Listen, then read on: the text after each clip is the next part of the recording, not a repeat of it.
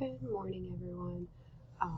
So this is going to be just a short video to kind of get our brain thinking about writing in a more formal, academic, professional way. So what we're going to talk about today, I realize, doesn't always apply to every aspect of our life, but I want to get your brains ticking and thinking about this before we jump in deeper next week.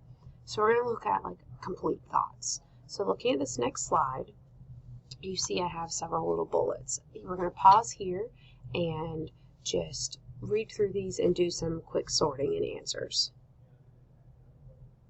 Alright, so we have okay, said it there, you are welcome here, the dog ran away, what time, John slept, tasted like cinnamon sugar and deliciousness. And out of all of these ideas, we actually have three, well, maybe four complete sentences if you think about implied subjects, but that's a discussion for another day.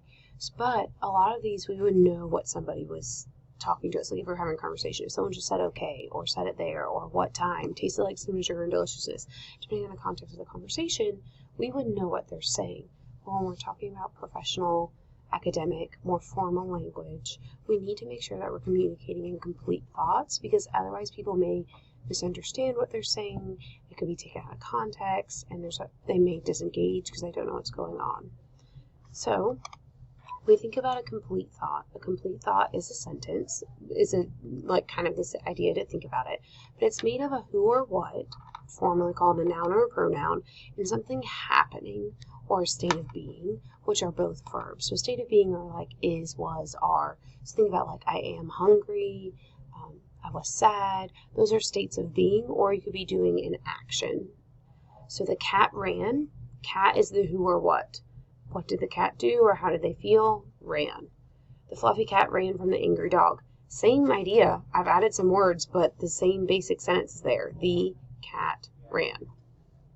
Mrs. Cochrane was hungry. Who is hungry? What is hungry? Mrs. Cochrane.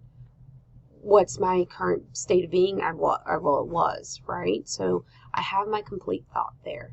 It's really important that when we're writing in an academic setting or in a business setting, that we use our complete thought so that no one gets confused. So I'm going to have you do some practice with some complete thoughts, taking a complete thought and making it better, or taking an incomplete thought and making it complete. And then you're going to do a quick journal entry, just reflecting over why does this matter? Does it really always matter?